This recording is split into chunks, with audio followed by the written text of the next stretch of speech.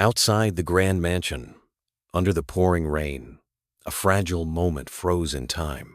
A poor little girl, barefoot and shivering, knelt beside a doghouse, clutching her hands in desperate prayer. "Sir, may I sleep here, even if it's just with your dog?" she pleaded. The millionaire in a sharp blue suit bent down, his eyes locked on her innocence. In that instant, his reply would not only silence the storm, but also awaken a truth he had buried for years, the true meaning of home and family. And before we go on, let me wish you peace and health.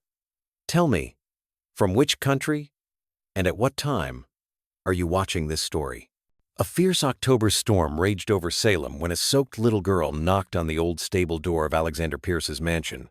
The rain had been falling since the late afternoon, a steady drizzle that turned into a merciless downpour once night set in. Salem's narrow streets gleamed under the street lamps, each puddle reflecting crooked houses with colonial porches and shutters rattling in the wind. Leaves swirled, red and gold, torn from the maple trees that lined the sidewalks.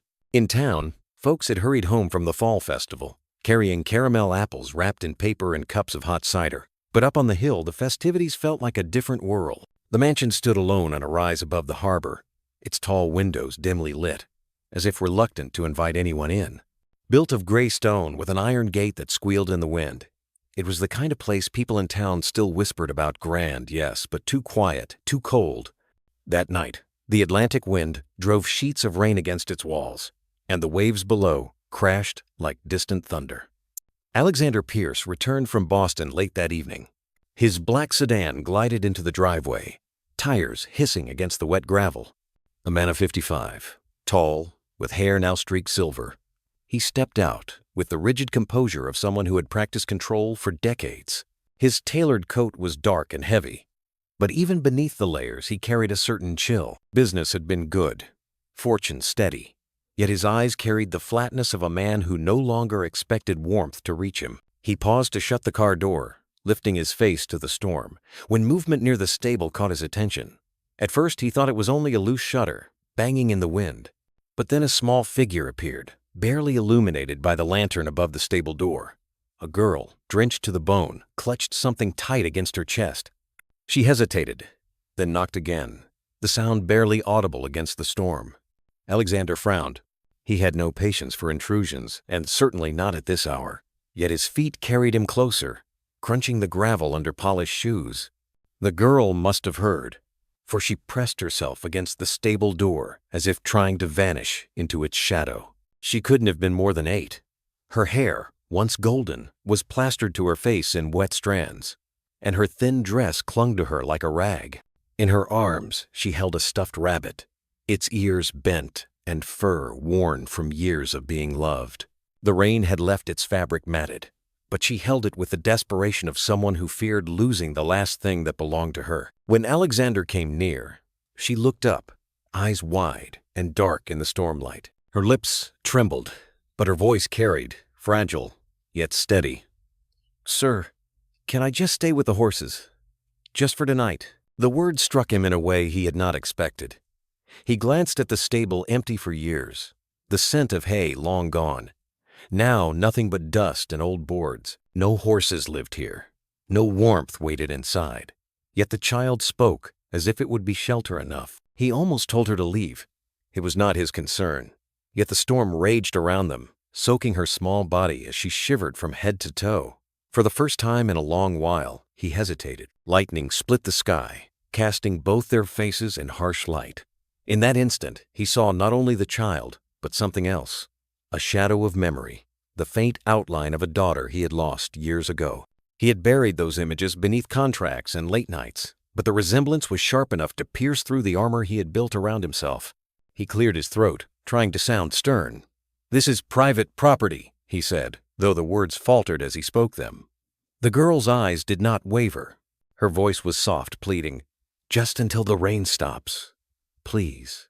For a long moment, the only answer was the roar of the sea below and the drumming rain. Alexander's hand hovered near the stable door. He could end this quickly, send her away, retreat into his ordered life. Yet his chest ached with something he thought had long ago disappeared. The storm pushed at him, rain soaking his shoulders as though demanding an answer. He opened the door just a crack. Instead of waving her inside, he bent slightly, his voice lower, hesitant. "What's your name?" The little girl clutched the stuffed rabbit tighter, her knuckles pale in the stormlight. Her answer came in a whisper, almost carried away by the wind. "Elowen," she said. "My name is Elowen Grace." The name lingered in Alexander's mind, as if it had been spoken in another time, another life.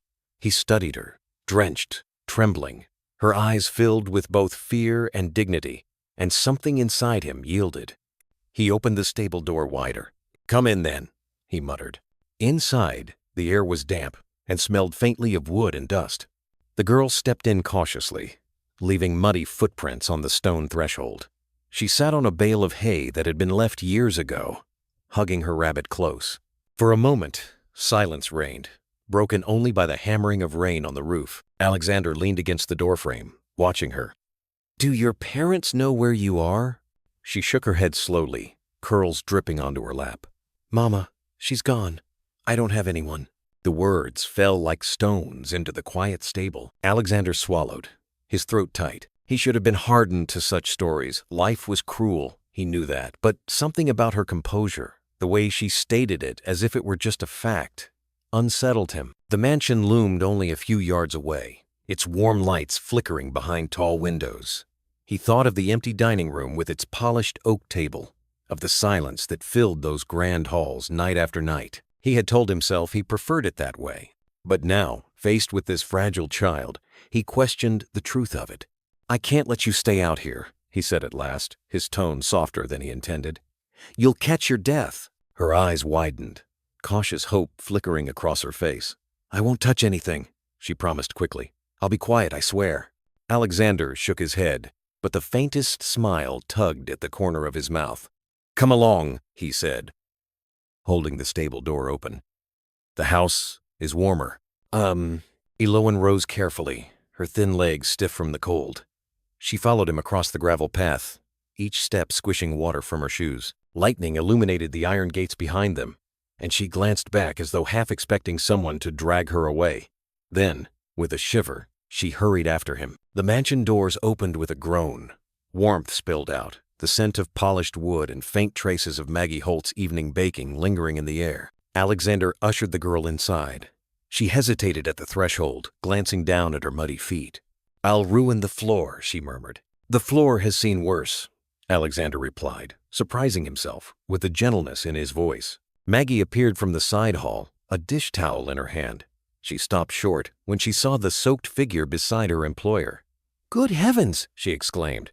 "Where did she come from?" "Found her by the stable," Alexander said curtly, removing his coat. Maggie's eyes softened as she crouched to meet Elowen's gaze. "You poor dear. You're frozen through. Let's get you into something warm." Elowen looked from Maggie to Alexander, uncertain. He gave a brief nod. "Go on," he said. "She'll take care of you." The girl's shoulders relaxed just slightly, and she allowed Maggie to lead her down the hall. Alexander stood in the entryway, water dripping from his hair onto the marble floor, watching them disappear around the corner. For years, he had lived in this house surrounded by silence. He had believed he preferred it. No interruptions, no laughter echoing through the halls, no reminders of what he had lost. But tonight, the silence had been broken by a knock at the stable door, and he felt the weight of it settle deep within him. As thunder rolled across the harbor, he realized that nothing about this night would be ordinary. He could already sense the storm had brought more than rain. And in the hush that followed, the question he had not dared to ask himself in years stirred faintly in his chest. Was it possible that this child had come not by accident, but for a reason? The thought unsettled him, yet he did not push it away, for in the quiet of the mansion, with Elowen's small footsteps echoing faintly down the hall, Alexander Pierce felt the first crack in the walls he had built around his heart. The storm outside grew harsher, rattling the windows as though testing their strength. Inside, for the first time, in a very long while, something fragile and unknown began to take root. He did not know it yet, but this encounter would change the course of his life forever. Maggie Holt led the child through the hallway with a firm but gentle hand on her shoulder.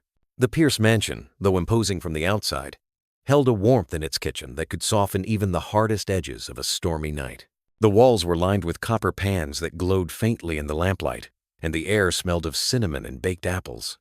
A kettle whistled quietly on the stove, promising something hot. Eloan hesitated in the doorway, her small frame dwarfed by the tall wooden cabinets. She clutched her rabbit against her chest, its worn ears dripping rainwater onto the floor.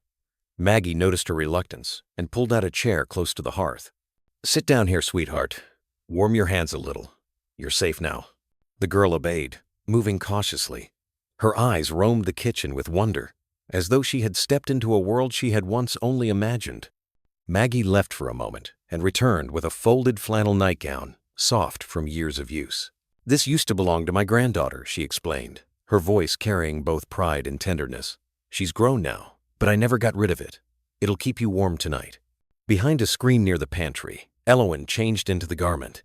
When she emerged, the sleeves swallowed her arms, but her shoulders seemed to relax for the first time. Maggie smiled, drying the girl's tangled hair with a towel. As she worked, she hummed an old church hymn, one that had floated through Salem's pews for generations. Eloan listened intently, and though she couldn't explain why, her eyes filled with quiet tears. On the table, Maggie placed a steaming mug of cocoa, rich with the scent of milk and chocolate. Eloan stared at it, her lips parting slightly. "Go on, darling," Maggie urged. "It's just cocoa. It'll make you feel better." Eloan lifted the mug with both hands and took a small sip. The warmth spread down to her toes, and her mouth curved into the faintest smile so brief that it might have been missed by anyone not paying close attention. But Alexander Pierce, standing in the hallway unseen, noticed. He had meant only to pass by, but he found himself rooted to the spot. He remembered his own daughter years ago, her small hands wrapped around a mug of cocoa at this very table. He could almost hear her laugh, light and unguarded. The memory pressed against his chest until he looked away, gripping the edge of the doorway as though to steady himself. Eloan whispered, "Thank you, ma'am." Her voice, shy but genuine. "You don't have to thank me," Maggie said softly.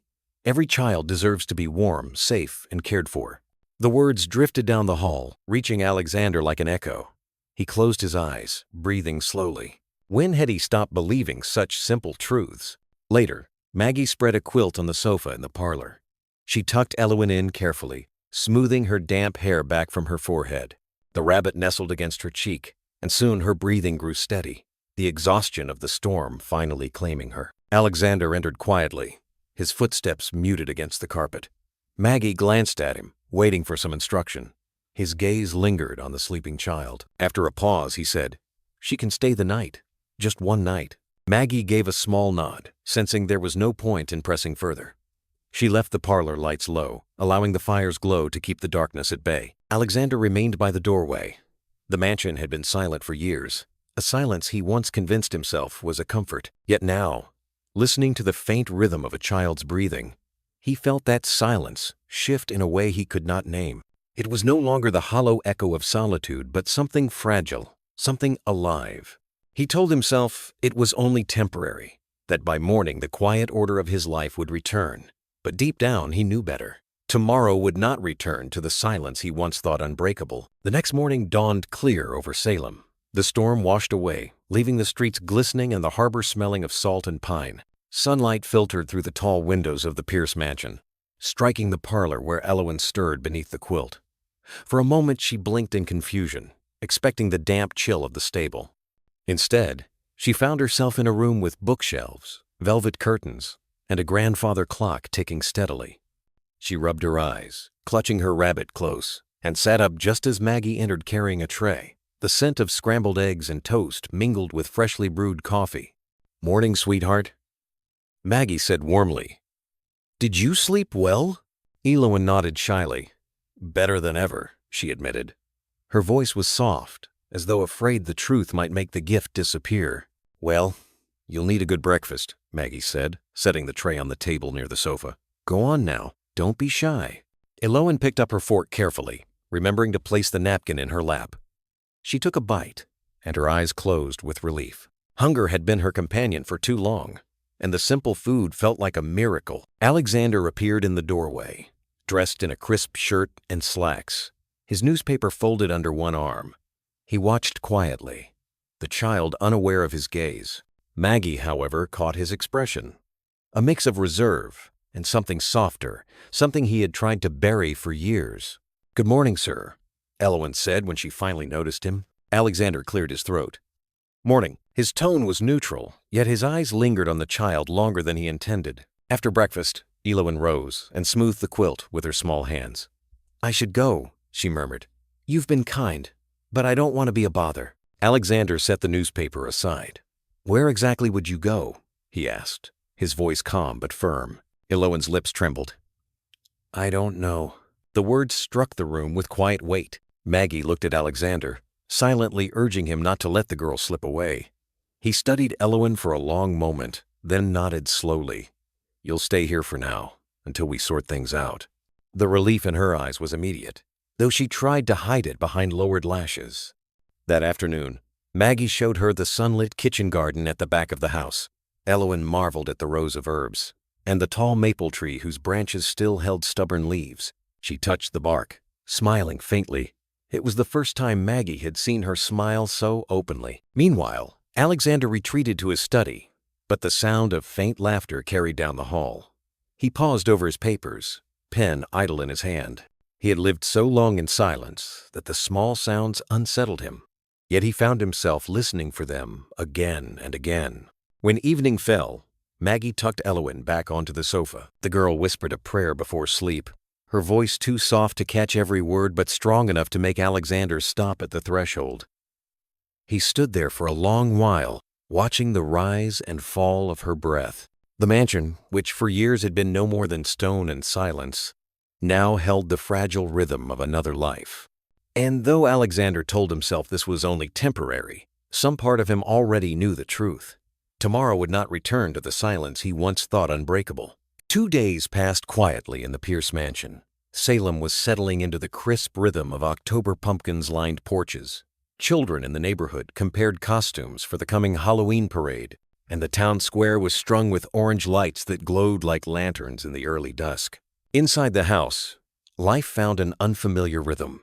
Maggie set an extra place at the kitchen table each morning, and though Alexander never openly acknowledged it, he allowed it without protest. Elowen sat straight in her chair, careful and polite, but Maggie noticed her eyes wandering to the shelves of books, to the piano in the corner, to every corner of the mansion that hinted at a life she had never known. One chilly afternoon, Maggie busied herself with folding linens upstairs while Alexander lingered in the study. Papers were spread before him, but he read none of them. He had been hearing Elowen's footsteps through the halls all morning, quick little taps that broke the mansion's stillness. When silence fell, he grew uneasy. He found her in the gallery, a long hallway lined with framed photographs and paintings. Dust motes swam in the shafts of light pouring through tall windows. Elowen stood on tiptoe, staring intently at one photograph. Her rabbit dangled, forgotten at her side. Alexander slowed his step. That photograph, he knew it well. It showed Clara, his late wife, seated on a bench in Salem Common, a smile as warm as the summer Sunday. Beside her was their daughter, perhaps 4 years old at the time, laughing with an ice cream cone in hand. The picture had been taken so long ago that he often avoided this hallway altogether. Elowen reached up and traced a small finger along the image of the child.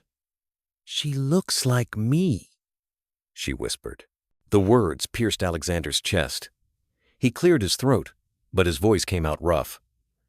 "That was my daughter." Elowen turned, her eyes wide but not frightened. "She had the same hair," she said softly, "and the same nose." Alexander felt the weight of memory pressing down. He had hidden these photographs from the world, but the child before him had found them within hours of wandering the house. He stepped closer, his shoes echoing on the polished floor. Her name was Grace. She passed away a long time ago. For a moment, the little girl stood silently, absorbing the words. Then she whispered, "I had a mama named Clara." The name made Alexander's breath catch. He stared at her, searching her face for explanation. "What did you say?" Elowen hugged her rabbit tightly. "Mama used to sing to me before bed. She said her name was Clara." The air between them grew heavy. Alexander felt his chest tighten as pieces of memory stirred songs Clara once sang at the piano. Lullabies carried through the house. Could it be coincidence? A trick of fate? Or something deeper he had been too blind to see? Maggie's voice broke the tension as she entered with a folded blanket in her arms. She froze when she saw the two by the photograph, their faces pale and serious. "Is everything all right?" she asked cautiously. Alexander straightened, composing himself.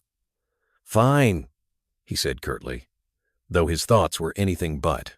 But Elowen's words lingered in the room, like the fading chords of a hymn. After Maggie left the gallery, Alexander remained standing beside Elowen, staring at the photograph as if the paper itself might yield answers. He hadn't spoken Clara's name aloud in years, yet hearing it from the lips of this child sent a tremor through him.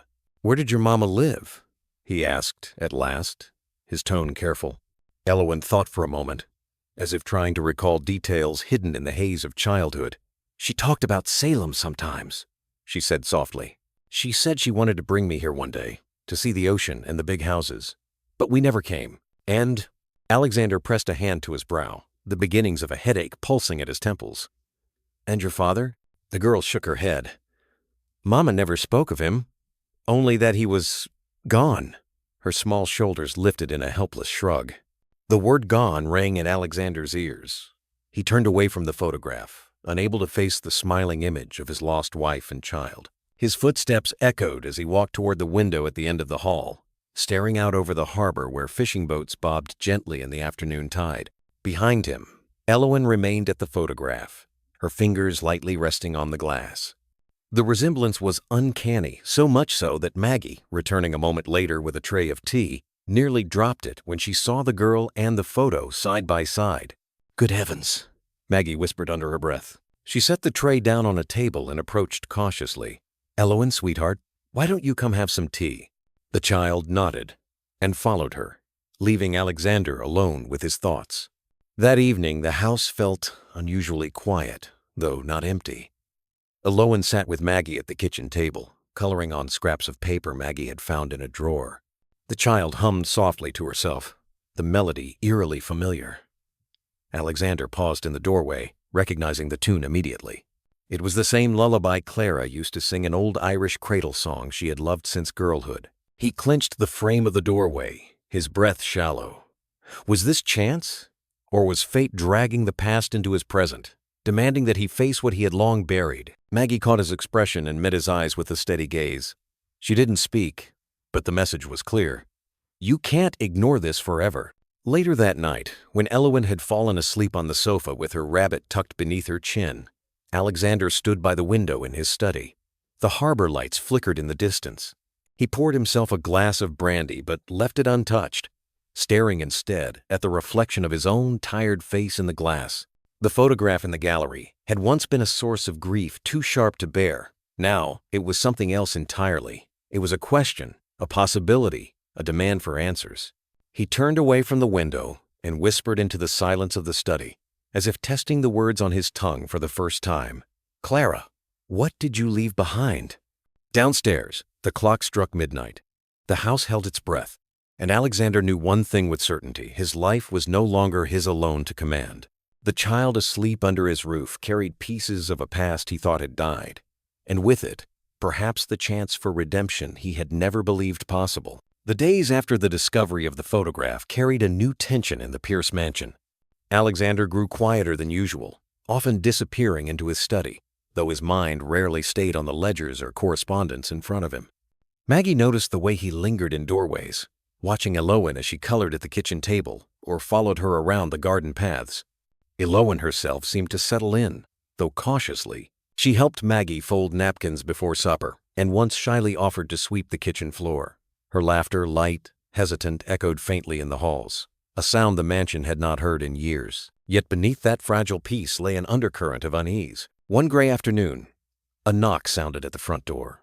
It was sharp, impatient, the kind of knock that carried a demand rather than a request. Maggie dried her hands on her apron and went to answer, but Alexander, passing through the hall, reached the door first. On the stoop stood a man with a rough beard and a coat that smelled of smoke and stale liquor. His eyes, small and restless, darted over Alexander's shoulder as though searching for someone inside. Evening, Alexander said coldly. Can I help you? The man gave a crooked smile. Name's Travis Kane. I believe you've got something of mine here. Alexander Stefaned. I don't know what you mean. Travis leaned closer, his breath acrid. The girl, Elowen, she belongs with me. At that moment, Maggie appeared behind Alexander, her face draining of color. Elowen, hearing voices, crept halfway down the staircase. When she saw the man, she froze, clutching the banister. Her rabbit nearly slipped from her arms. Travis spotted her instantly. There she is, he drawled. Come on, girl. Time to go home. Elowen's lips parted in a silent plea. She took a step back, shaking her head. No, she whispered, barely audible. Alexander moved, blocking Travis's view of the staircase. His voice was steel. She is not going anywhere with you. Travis's smile turned sharp. And who are you to say so? You think a big house and fancy clothes give you the right to keep what isn't yours? Maggie stepped forward, her hands trembling but her voice firm. She's a child, not property, and she's safe here. The air in the entryway grew heavy. Elowen clung to the banister, tears welling in her eyes. She had seen this man's temper before, the sudden rages that left her cowering. The memory alone made her knees weak. Travis sneered, taking a half-step closer. You can play hero if you want, Mr. Pierce, but I'll be back. You can't keep her locked away forever. With that, he turned on his heel and strode down the steps, disappearing into the mist that rolled off the harbor. The echo of his boots on the gravel lingered long after he was gone. Alexander closed the door with deliberate calm, though his hand shook as it touched the brass handle. He turned to find Elowen still clinging to the staircase, pale and trembling. Maggie rushed to her, pulling her into an embrace. It's all right, sweetheart, Maggie whispered. He's gone. But Alexander knew better. The threat in Travis's words was clear. This was not the end. The house remained tense long after Travis's departure. Maggie coaxed Elowen into the kitchen, where she wrapped her in a blanket and poured warm milk into a mug. The child held it with both hands, but her eyes kept darting toward the door as if expecting the man to burst in again. Alexander stood by the window, arms crossed, watching the mist creep over the garden walls. The image of Travis's sneer replayed in his mind, along with the venom in his words. She belongs with me. It rattled him more than he cared to admit. Finally, he turned to Maggie. Do you know this man? Maggie shook her head firmly. No, but Elowen does. She looked at the girl, her eyes softening. Sweetheart, you don't have to be afraid anymore. You're safe here. Elowen's fingers tightened around the mug. He used to keep me in a little room, she whispered, her voice breaking. He said Mama owed him, and so I belonged to him. But Mama always told me I was never his. The words cut through Alexander like a blade. His jaw clenched, fury building beneath his calm exterior. He knelt in front of Elowen, lowering his voice so it carried no trace of anger. Listen to me. You don't belong to him. Not now. Not ever. The girl blinked up at him, tears pooling in her lashes. For the first time, Alexander reached out and laid a steady hand on her shoulder. It was a simple gesture, yet it carried a weight he hadn't let himself feel in years, the responsibility of protecting someone more vulnerable than himself. That night, Alexander paced his study long after Maggie had gone to bed, and Elowen had finally fallen asleep under the quilt in the parlor. The grandfather clock ticked steadily, marking each restless hour. He poured himself a glass of brandy and left it untouched on the desk, his thoughts circling like storm clouds. How had fate placed this child under his roof? And why did every detail, her name, her mother's lullabies, her resemblance to Grace point back to Clara, the woman he had loved and lost? Outside, the fog deepened, swallowing the lamplights along the harbor. Alexander leaned against the window frame, staring into the dark. He knew Travis would return. Men like him never vanished quietly, and when he did, the mansion's stone walls might not be enough to protect the fragile life Alexander had only begun to shelter. Downstairs, Elowen stirred in her sleep, murmuring something incoherent, clutching her rabbit close. Maggie, half awake in the chair beside her, reached over and smoothed her hair with a motherly hand. For a moment, Alexander watched from the staircase, unseen. The scene stirred something in him, a memory of the family he had once dreamed of. and the realization that he might be given a second chance if only he had the courage to claim it.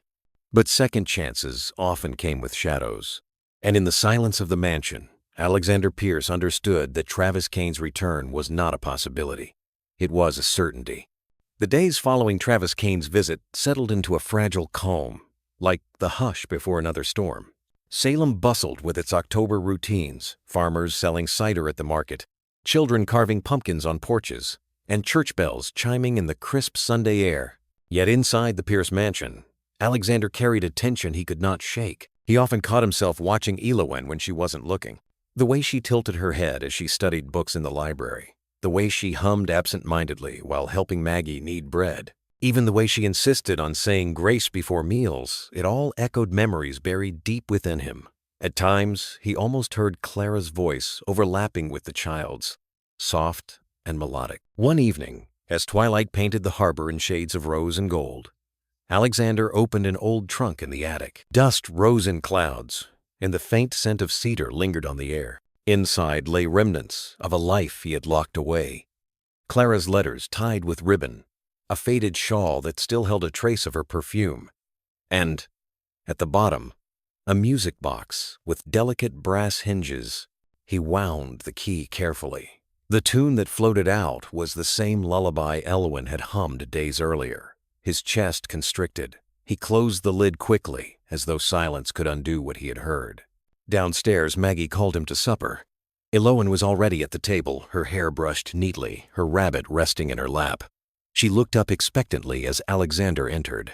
For a fleeting moment, he saw not just a child in need, but a reflection of his own daughter's ghost, fused with Clara's memory. The weight of it nearly drove him back out the door. Instead, he sat at the head of the table, unfolding his napkin. Maggie served roast chicken with mashed potatoes, the kind of meal Alexander hadn't tasted in years because he so often dined alone or in restaurants. Elowen watched him cautiously, as if gauging whether she belonged at this table. "Go on," he said quietly, gesturing to her plate. "Eat." She smiled faintly and obeyed. Halfway through the meal, she looked up, her eyes shining. "Mama used to make potatoes like this," she said. "She said it was the only way to make them taste like home." "Oh." Alexander's fork paused halfway to his mouth.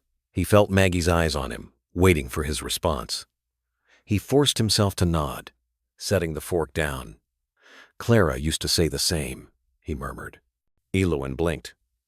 "Clara," that was Mama's name. The room fell into silence, broken only by the ticking of the grandfather clock. Alexander felt the air grow heavy, as if the house itself had paused to listen. Elowen shifted uncomfortably under the weight of silence, her small hands tightening around the fork. "Mama used to say my papa was important," she whispered, almost as if confessing a secret. She never said more, only that he made choices that broke her heart, but that he once loved her very much. Alexander's breath caught. He glanced at Maggie, who subtly shook her head as if urging him not to deny what his heart already knew. After supper, he retreated to his study, pouring himself a glass of brandy he didn't touch. He sat in the leather chair, staring at the fire. His mind traveled back to that summer long ago, when he and Clara had walked along Salem Common, sharing foolish dreams. He remembered the day he turned away, chasing fortune over love, convincing himself that wealth would heal the ache of losing her. Now a child sat under his roof, whispering lullabies that matched Clara's music box. A child who bore the same spark in her eyes. The next morning, Maggie found him pacing by the kitchen window, watching Elowen feed crumbs to the sparrows outside. His face looked years older. "You've known it from the first night," Maggie said gently, setting down a basket of apples. "You just didn't want to admit it." Alexander rubbed his temple. "If it's true, what do I do with it? I wasn't there for her birth. I wasn't there when Clara died. I failed them both." "Yeah. Then don't fail her now," Maggie replied. "God sometimes grants us another chance. Don't waste it." Later that week, while Elowen was drawing at the dining table, Alexander noticed the sketch she had made. A small cottage surrounded by apple trees, with a woman in a shawl standing at the door. The likeness of Clara was undeniable. Next to the figure, Elowen had drawn herself holding hands with a tall man. "That's Mama," she explained shyly, pointing at the woman. "And that's me. I don't know who the man is yet. But Mama always said one day I would find him. Alexander's throat tightened. He reached out, running his finger gently over the penciled lines. His voice came out low, almost breaking. Perhaps you already have. The child tilted her head, puzzled by his tone. Before she could ask, Maggie called her to wash up for supper. Elowen skipped off, humming the lullaby again. Alone, Alexander leaned back in his chair, covering his face with his hands. The truth was undeniable now. Elowen wasn't just any lost child. She was his child, Clara's child, flesh of his flesh, blood of his blood. The revelation settled heavy on his heart, not just with joy but with guilt. He had missed her first steps, her first words, the nights she cried for comfort. He had missed everything, and yet here she was, offering him a chance to repair what was broken. As he stood, the house creaked softly, as though acknowledging the burden he carried. He walked to the attic once more, taking out Clara's letters. By lamplight, he read through her words. In one of the final letters, dated months before her passing, she wrote, "If he ever finds you, tell him not to turn away this time. Tell him forgiveness is a door that only opens from both sides." Tears blurred Alexander's vision. He pressed the letter to his chest, whispering into the silence, "I won't turn away again." Downstairs, Elowen's laughter echoed faintly, mingling with the sound of Maggie preparing supper. For the first time in decades, Alexander Pierce felt both the weight of regret and the spark of hope. He descended the stairs slowly, each step a promise forming in his heart. Tonight, he would begin the journey of telling Elowen the truth, no matter how heavy it felt. He paused at the threshold of the dining room, watching her arrange napkins carefully at each place. The innocence of her small ritual pierced him deeper than any business battle ever had. And in that moment, Alexander realized his life was no longer defined by the fortune he built or the loneliness he carried. It was defined by the child who had walked into his world out of the rain, carrying not just a stuffed rabbit but also the echo of a love he thought he had lost forever. He stepped into the room, his voice steady though his heart thundered. "Elowen," he said softly, "after supper, there's something important I want to tell you." The child looked up with wide eyes, sensing the gravity in his tone. She nodded, folding her small hands neatly in her lap. And in that suspended moment, with the house bathed in the glow of autumn twilight, Alexander knew there would be no turning back. The days after Alexander's discovery unfolded with a strange mixture of heaviness and relief. The mansion no longer felt like a museum of shadows. Instead, it carried the weight of choices waiting to be spoken. Each morning, he found himself standing by the kitchen doorway, watching Elowen chatter with Maggie over oatmeal or carry fresh milk from the delivery man. Each moment felt fragile, as though one wrong word could shatter the delicate balance. He postponed telling her the truth, not from cowardice, but from the fear of what it might mean to a child who had known so much loss already. Would she welcome him? Or would she turn away, feeling betrayed that he had been absent all her life? One afternoon, Maggie took Elowen to the library in town, leaving Alexander alone with his thoughts. He walked the length of the parlor, his footsteps echoing on the polished wood. For the first time in years, he looked at the portraits that lined the walls. His ancestors stared back with stern expressions, men who built ships, traded goods, and fought wars. Their gaze seemed to ask whether he had the courage to rebuild not just fortunes, but a family. That evening, as the fire crackled low, Elowen sat on the rug sketching again. This time she drew a lighthouse, its beam shining far over stormy seas. She held up the paper proudly. "This is for Mama," she said. "She always told me that even when the nights were dark, light would guide me home." Alexander took the drawing carefully, his throat tightening. "Your mother was wise," he managed to say. "Do you believe she was right?" Elowen nodded without hesitation. "I found the light already. It was this house, Maggie, and maybe even you." The word struck him harder than any business defeat ever had. He wanted to gather her into his arms, to confess everything, but his voice failed him. Instead, he placed the drawing gently on the mantelpiece, above the fire. Later that week, an opportunity came unexpectedly.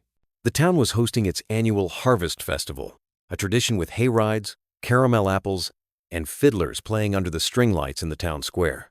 Maggie suggested they all attend. It'll do her good, she said firmly, and perhaps it'll do you good as well.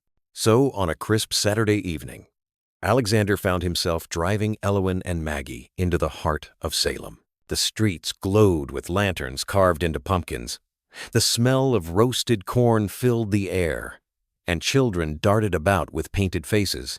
Elowen's laughter rang out as she tried apple bobbing for the first time, her hair dripping and her cheeks pink with joy. Alexander stood nearby, watching.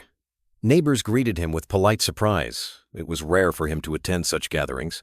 He tipped his hat, feeling both exposed and oddly welcomed. When Elowen tugged at his sleeve to join her on the hayride, he hesitated only briefly before climbing aboard. The wagon rolled past fields lit by moonlight. She leaned against his arm, her head resting lightly as she whispered, "I wish Mama could see this." Alexander stared at the horizon, his heart aching.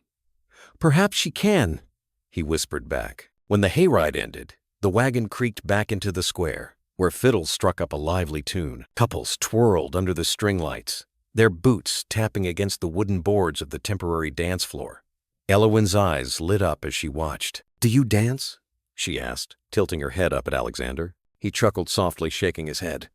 "Not in many years." Maggie gave him a firm nudge. "Then it's about time you remembered how."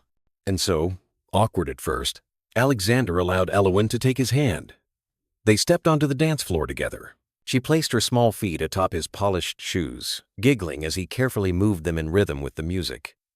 Around them, neighbors clapped and cheered, but Alexander heard only her laughter. It was pure, unguarded, the kind of sound that pierced the armor he had worn for decades. For a brief moment, he closed his eyes and imagined Clara there, smiling as she once did on warm summer nights. The memory mingled with the reality of Elowen's bright presence, creating something bittersweet but undeniably healing. Later, as the festival wound down, Alexander bought Elowen a caramel apple.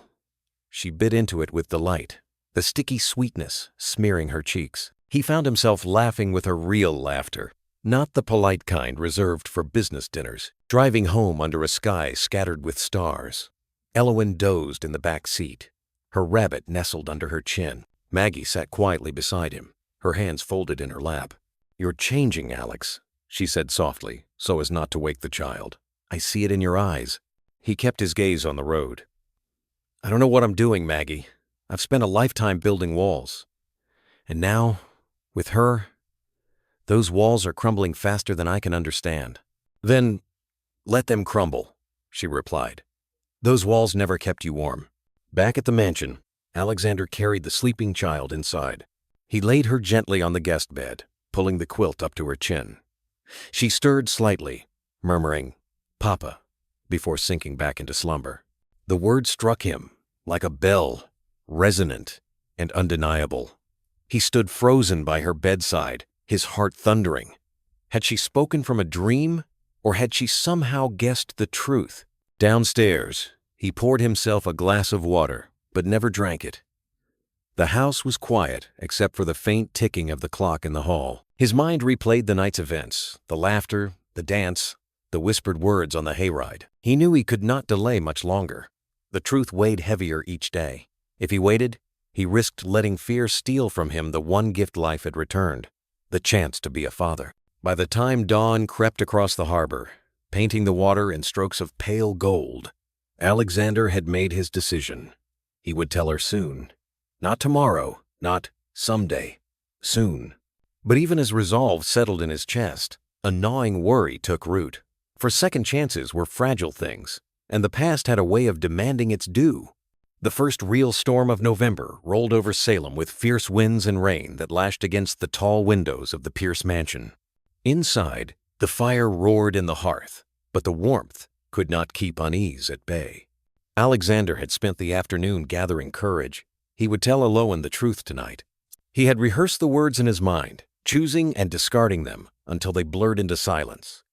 Every time he saw her sitting at the table or curling up with a book, the weight in his chest grew heavier. As twilight deepened, Maggie lit candles in the dining room.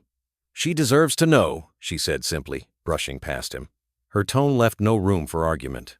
Elowen entered with her stuffed rabbit tucked under her arm, her hair damp from the bath Maggie had given her. She looked smaller than usual, fragile, yet hopeful. She climbed into her chair and folded her hands, waiting for Alexander to begin grace. But before he could speak, a knock thundered at the door. Not the polite rap of a neighbor, but a hard, insistent pounding that rattled the brass knocker.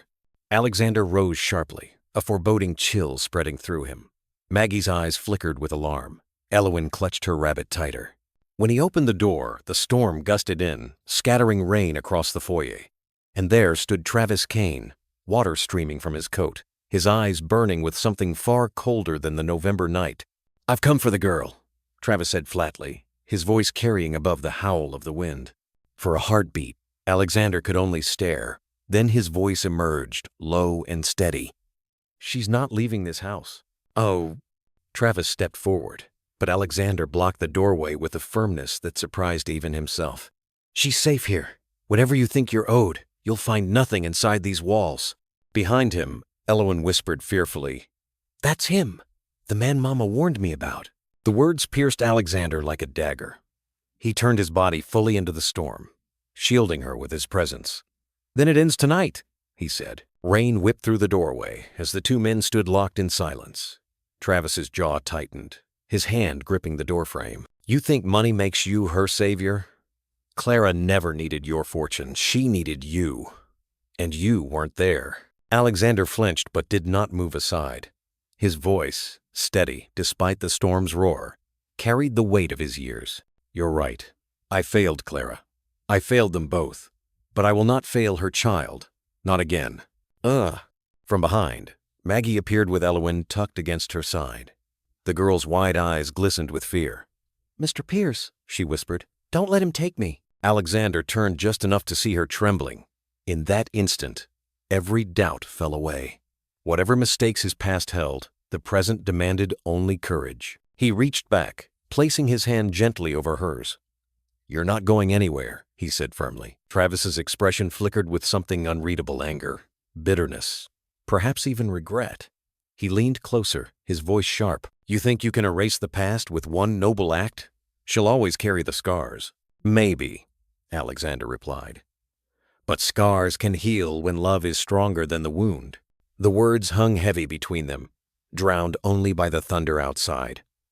Finally, with a scowl, Travis stepped back into the storm. "This isn't finished," he spat, before disappearing into the rain-swept darkness. Alexander shut the heavy door, bolting it with a force that echoed through the hall. He leaned against the wood, his shoulders heaving, the storm now muffled to a distant roar. Elowen broke free from Maggie's grasp and ran to him. "You didn't let him take me," she cried, burying her face against his coat. He knelt down, wrapping his arms around her with a tenderness that surprised even himself. "Never," he whispered, his voice breaking. "I will never let you go." Maggie stood silently nearby, her eyes glistening. She had served the Pierce family for decades, but never had she seen Alexander so unguarded, so human. That night, after Elowen finally fell asleep clutching her rabbit, Alexander remained by her bedside. The storm raged outside, but inside the room, a profound calm settled over him. He realized the moment he faced Travis at the door, he had already chosen his path. He was no longer just a man haunted by mistakes. He was a father, and he would fight for that role with every ounce of strength he had left. The clock in the hallway struck midnight. Alexander leaned back in the chair, exhaustion overtaking him, but not before whispering into the quiet, "Clara, I swear to you, I'll make this right." The storm began to ease, the rain softening against the windows. Yet within Alexander's heart, the true storm had only just begun. Morning broke clear and calm over Salem, the storm of the night before, leaving the air sharp with the scent of rain and wood smoke. The harbor glistened under a pale sun, gulls wheeling overhead as if nothing had disturbed the town. Yet within the Pierce mansion, everything had changed. Alexander rose early, his body weary, but his spirit steadier than it had been in years. He paused at Elowen's doorway, watching her sleep peacefully, the rabbit still nestled in her arms. The shadows of fear that had haunted her since she arrived seemed lighter now, softened by safety and belonging. Downstairs, Maggie was already in the kitchen, kneading dough for bread. She looked up as Alexander entered. "You stayed with her all night?" she asked gently. "I couldn't leave her," he admitted, pouring himself a cup of coffee. "Not after what happened at the door. It's clear now, Maggie. I can't keep hiding the truth. She deserves to know who I am. Who she island. Maggie wiped her hands on her apron and studied him for a moment. Then tell her not just with words, Alex. Show her with the life you give her from this day on. That afternoon, Alexander took Elowen for a walk along Salem Common. The trees had shed most of their leaves, carpeting the ground in amber and russet. Children played tag under the bare branches, their laughter carrying in the crisp air. Elowen clutched his hand, her steps small but confident. "Mr. Pierce," she asked hesitantly, "why did Mama never tell me who my papa was?" He stopped under a lamppost, the iron chilled by autumn's breath. His throat tightened, but he met her gaze. "Because I wasn't there when she needed me. I made choices that hurt her, choices I regret every day. She wanted to protect you from that pain." Elowen studied him, her eyes so much like Clara's. "But you're here now," she whispered. "Yes," Alexander said, voice breaking. "And I'm not just here as Alexander Pierce, the man everyone in this town knows. I'm here as your father." The words hung in the cool air. For a long moment, Elowen said nothing. Then she let go of her rabbit and threw her arms around him. "I knew it," she sobbed. "Mama always said I'd find him one day." Alexander held her tightly, tears slipping down his weathered face. Passersby glanced their way, some smiling, some whispering, but he no longer cared. The wall of silence that had defined his life crumbled with every heartbeat of the small girl clinging to him. When they returned to the mansion, Maggie met them at the door, her eyes already moist as though she'd guessed what had been spoken. Elowen's smile said everything. That evening, Alexander gathered both of them in the parlor. He opened Clara's music box, letting its tune drift through the room. "This house was once filled with echoes of regret," he said softly. "But now I want it filled with laughter, with love. From this day forward, we begin again." The following weeks unfolded with a rhythm Alexander had never known. The mansion, once silent as a mausoleum, now echoed with the patter of small feet and bursts of laughter. Elowen filled the study with her sketches, the kitchen with her questions, and the long hallways with her humming of Clara's lullaby. Alexander, once a man of precise schedules and cold business meetings, found himself lingering at the breakfast table just to watch her drizzle honey over toast. He walked her to school each morning, tipping his hat to neighbors who looked on with surprise, and waiting outside in the afternoons as she ran into his arms with stories of spelling tests and playground adventures. At night, he read aloud from books he had long forgotten stories of explorers, pioneers, and families that endured together. Elowen listened wide-eyed, her head resting against his arm. And sometimes, when the fire burned low, she would look up and whisper, "Good night, Papa." The word, once foreign and painful, became the balm that healed the hollows of his soul. But the past was not erased in an instant.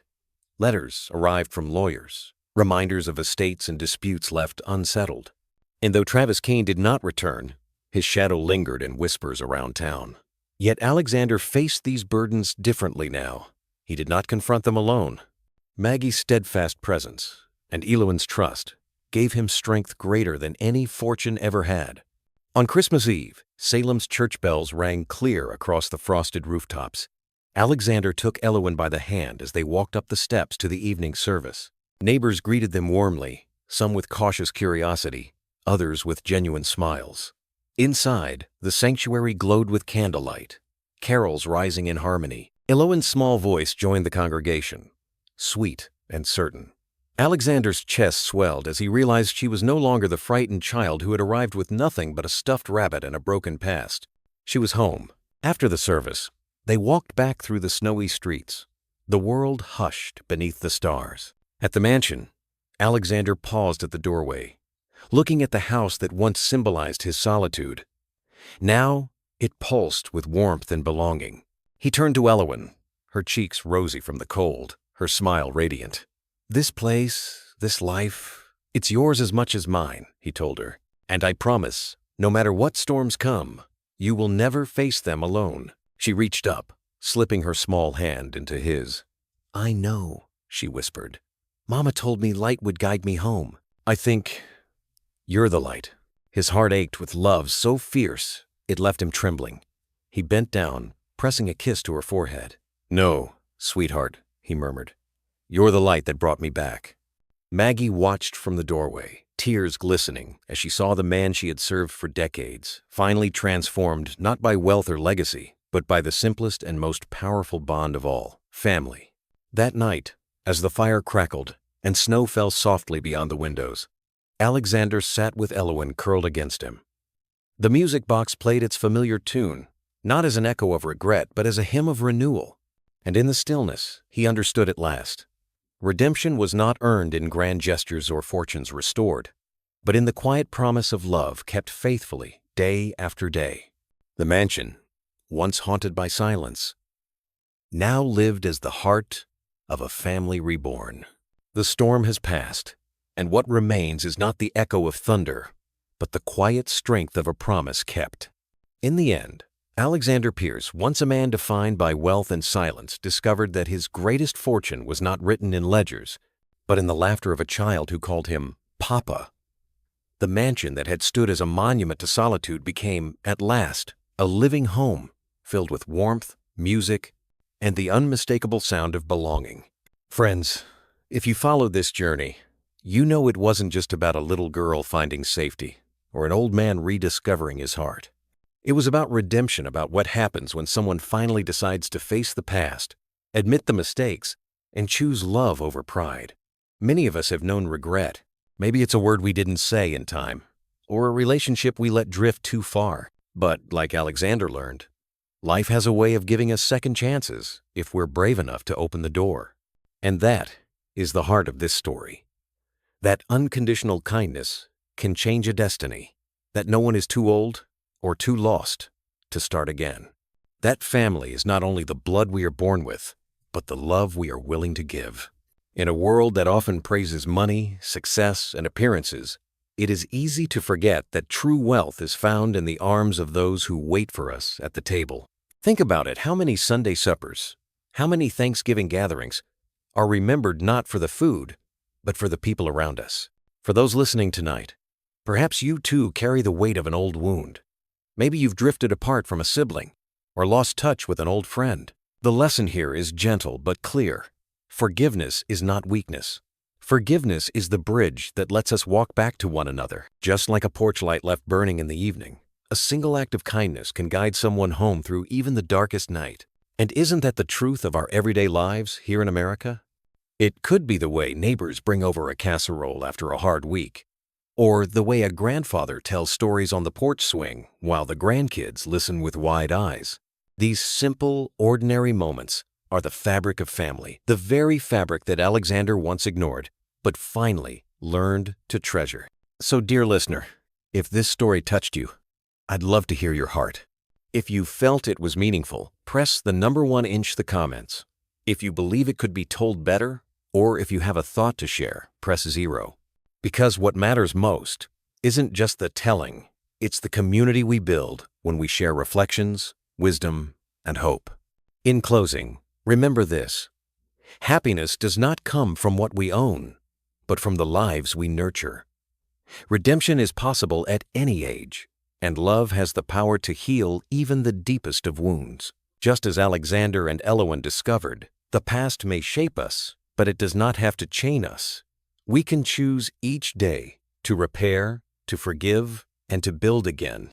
If this story has warmed your spirit, I encourage you to share it with someone you love, because sometimes the very story we pass along is the light another soul needs to find their way home.